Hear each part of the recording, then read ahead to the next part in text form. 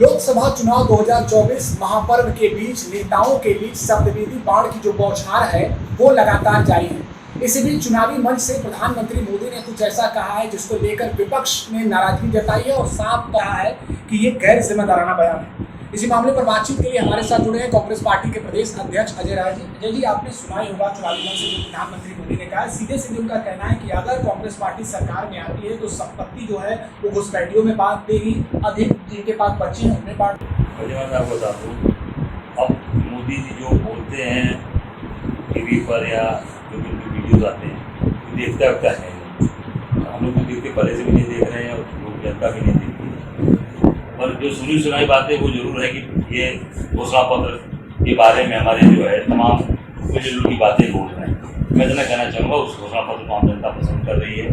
वो इतना ज़्यादा इनको परेशान कर दिया है कि आम जनता पसंद कर रही है, नौजवान पसंद कर रहा है, किसान पसंद कर रहा है, महिलाएं पसंद कर रही है, व्यापारी पसंद कर रहा है। आम देश का आम नागरिक उस घोषणा पत्र को पसंद कर रहा है। इस नाते इनकी नींद उड़ी भी है और तमाम तरीके की जरूरी बातें कर रहे हैं। जो देश में आम आदमी का हक अधिकार है, हर व्यक्ति का अधिकार है, वो अधिकार है, उसमें घुमाने की बात क्या है। आपने क्या किया 10 साल में, ये बताओ ना कि 10 साल में हमने ये काम किया, उस पर नहीं बात कर रहे हो कि हम 10 साल में ये काम किए, जनता इस पर वोट देगी, उसमें तो कोई बात नहीं आ रही है आपके द्वारा। आपने बंदरगाह बनाया, कितने लोगों को नौकरी मिली, कितने व्यापार हुआ, देख लो। वो उसी तरह से मूर्छा जंग लग रहा है सारी मशीनों में। 10,000 करोड़ की योजना बेकार पड़ी हुई है। हेलीकॉप्टर से आए थे 19 में मोदी जी, वहां पर लैंड किए थे ना, आप ही लोगों ने उनका बकायदे फोटो वीडियो चलाया था पूरे देश में। देखिए कितने व्यापार हुए। एक DFC बंद पड़ा लालपुर में, कहते बड़ा यहाँ व्यापार होगा। रुद्राक्ष प्रेक्षागृह तोड़कर रुद्राक्ष बनाया गया, कोई बुकिंग नहीं हो रही है। 6-6 लाख रुपया 8-8 लाख रुपया आप रखे हो, कौन लेगा उसको? गरीब आदमी कौन लेगा बनारस में? एक भी कल कारखाना नहीं लगा बनारस में, सारे कल कारखाने गुजरात लग रहे हैं। क्या बनारस के लोग रोजगार करने लायक नहीं है? क्या बनारस के लोगों को नौकरी नहीं चाहिए? क्या बनारस के लोग केवल टोटो चलाएंगे? क्या बनारस के लोगों को केवल जो खुमचा ठेला लगवाएंगे आप? या अमूल की फैक्ट्री में वहाँ केवल मालीगिरी का काम करेंगे? वहाँ केवल आउटसोर्सिंग हमारे का झाड़ू लगाएंगे? और अंदर जो गद्दी में बैठेगा, जो फैक्ट्री के अंदर बैठेगा, वो गुजरात में मिला के बैठाएंगे। बनारस के लोग इस बार मुद्दों के आधारित वोट करेंगे, इस बार मोदी जी को यहाँ से विदाई करेंगे। मुद्दों के आधार पर वोट होगा। मैनिफेस्टो लेकर आप मतलब अपनी बातों को रख भी रहे जनता के सामने। सीधे सीधे कहा है कि आप लोगों का जो ध्यान है वो मंगलसूत्र पर भी है। उन्होंने ये भी टारगेट किया, उन्होंने ये भी चुनावी सभा। हम तो निश्चित तौर से आम लोगों के हित की बात करते हैं। हमने तो कभी भी आज तक, चाहे वो मंगलसूत्र हो, चाहे वो हमारे बनारसी साड़ी हो, जो बनारस की साड़ी हर हिंदू समाज के अंदर दी जाती है, हमने तो बनारसी साड़ी पर टैक्स फ्री किया हुआ था। कांग्रेस सरकार में बनारसी साड़ी टैक्स नहीं लगती थी, मोदी जी ने उसको भी एक टैक्स लगा दिया। तोहफल पर भी टैक्स लगा दिया, उस पर भी टैक्स लगता है 8%। मालूम है ना, टैक्स लगता है। पान पर भी टैक्स लगा दिया बनारस में। और मंगलसूत्र उतरवाने का मोदी जी ने किया। आपको ध्यान में होगा, जब नोटबंदी हुई तो घरों से पैसे निकाल लिए गए, पति पत्नी से पैसे निकाल, झगड़ा हुआ तो जो लोगों का मंगलसूत्र था, सिकड़ी था, गहना था, वो मोदी जी ने नोटबंदी में उतरवा दिया था। बचा कहाँ लोगों के पास? तो सब मोदी जी ले गए, बचा कहाँ है?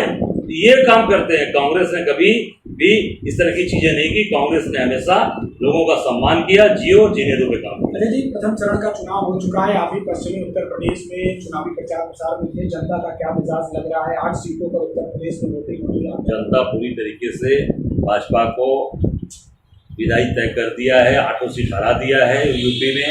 और जहाँ जहाँ बिहार में जहाँ जहाँ भी ये जा रहे हैं, इसीलिए इनके बोलने का तौर तरीका, इनका जो स्तर है, जो बात का स्तर है, वो दिन प्रतिदिन नीचे गिरता जा रहा वार्ता का। यही कारण है, बौखला गए, परेशान हो गए। प्रधानमंत्री मोदी का ये भी कहना है कि केवल बुलडोजर चलाने के लिए योगी आदित्यनाथ नहीं जाने जाते हैं, उन्होंने विकास का काम किया है, लगातार उनकी सबकी तारीफ कर रहे हैं। बनारस में एक उद्योग बता दो ना, प्रधानमंत्री का संसदीय क्षेत्र। मेरा सीधा सवाल है, एक उद्योग बता दो जो इन्होंने ये अपने से ले आए हैं पूरे बनारस में। बीजेपी वाले कहते हैं कि हमने उनका दिया है, तो बाबा विश्वनाथ के दरबार में चले जाएं और जाके वहाँ पे बाबा विश्वनाथ के सामने ये सौगंध खा लें, गंगा मैया का जल ले लें। 2016 में मैंने रजिस्ट्री कराई है भाई, वो जमीन की मैंने कराई रजिस्ट्री। आप रजिस्ट्री कार्यालय से कागज निकलवा सकते हो, रिकॉर्ड में है। 2016 में विधायक था, 12 से 17 में, तो बनासकाठा सोसाइटी के नाम से रजिस्ट्री हुई है। आप जाकर पता लगा लो, तो फैक्ट्री का भाई पता लगा लो, झूठ क्यों बोलते हो? हाँ, जबरदस्ती आपने किसानों की जमीन लेकर पीएससी लगाकर घेरवाया। वो 3 फैक्ट्री आई थी। अब ये फिर बता दूं, बुरहानपुर की 3 फैक्ट्री आई थी इधर, एक फतेहपुर में, एक लखनऊ में, तीसरा बनारस में। 2 चालू हो गई थी, फतेहपुर की और लखनऊ की, और तीसरी बनारस वाली कोर्ट में चले गए थे, किसान वहां के स्टे ले लिए थे हाईकोर्ट से, इस तरह रुक गई थी। तो निश्चित ही हम लोग लाए हैं। आप एक कारखाना लाओ ना कि भाई DLW जैसा कारखाना बना दिया, PHU जैसी एक संस्था बना दी।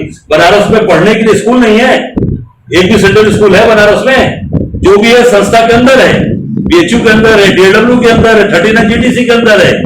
आम जनता के लिए एक भी सेंट्रल स्कूल नहीं है जिसमें कम पैसे में अच्छी शिक्षा मिल सके। प्रधानमंत्री जी को कम से कम बनारस में 2-4 सेंट्रल स्कूल बनारस में खोलने चाहिए, जिससे एक आम आदमी, गरीब आदमी, रिक्शे वाले का, ठेला वाले का, नाव वाले का बेटा पढ़ता।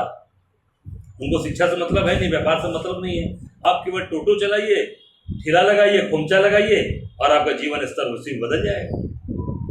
पश्चिमी उत्तर प्रदेश में आप प्रचार कर रहे थे अजय जी, क्या एक वर्ग की नाराजगी भी वहाँ पर बातें कही जा रही है, जैसा कि विपक्ष ने भी कहा है कि एक वर्ग वहाँ पर नाराज है, तस्वीरें भी नाम से आ रही है कि लगातार लोग आंदोलन। एक वर्ग नहीं, एक जात, राजपूत समाज पूरी तरीके से भारतीय जनता पार्टी के खिलाफ है, क्योंकि इनके मंत्री ने तमाम गलत बातें बोली समाज को लेकर। बहन बेटियों के अपमानजनक शब्द इन्होंने उस पर इस्तेमाल किया। तमाम ऐसी बातें बोली जो मैं बोल नहीं सकता हूँ कैमरा, वो उनके मंत्री ने बोला, रूपाला ने, उस पर कोई भी कार्रवाई अभी तक नहीं हुई। तो निश्चित तौर से पूरा राजपूत समाज उद्वेलित है और भारतीय जनता पार्टी को पूरी तरीके से उनके खिलाफ खड़ा, उनको पूरी तरीके से विदाई करेगा। पश्चिम में हरा रहा है, पूरब में भी हराएगा, क्योंकि राजपूत समाज स्वाभिमान के साथ समझौता नहीं करता। इन्होंने स्वाभिमान पर उंगली उठाई है। इस नाते आप योगी की भी तारीफ कर रहे हैं, क्योंकि योगी भी राजपूत समाज से आते हैं, पहाड़ के राजपूत समाज से आते हैं, बिस्ट है ये। और वो भी अब तारीफ हो रही है। 7 साल तारीफ नहीं किया मोदी जी ने, अब योगी जी की तारीफ हो रही है।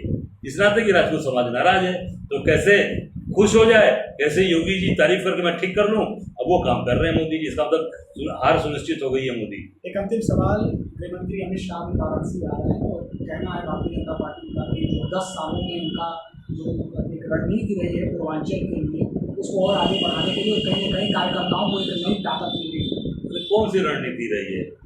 ठगने की, झूठ बोलने की, लोगों के साथ केवल भरमाने की। अमित शाह उसमें माहिर है, वही काम करते हैं, वही काम करते चले आए। 10 साल में अपने पूर्वांचल में कई उद्योग लगा दिया। पूछो भाजपा के किसी नेता से, पूछो उनके मंत्री से, कई उद्योग लगे, कई कारखाने लगे, कितने लोगों को नौकरियां मिली, बताइए। केवल झूठ बोल के ठगने के लिए आ रहे हैं। ये सब ठग है, गुजराती ठग है। अब जनता ठगाने वाली नहीं है बनारस की जनता, इस बार हिसाब किताब पूरा कर देगी।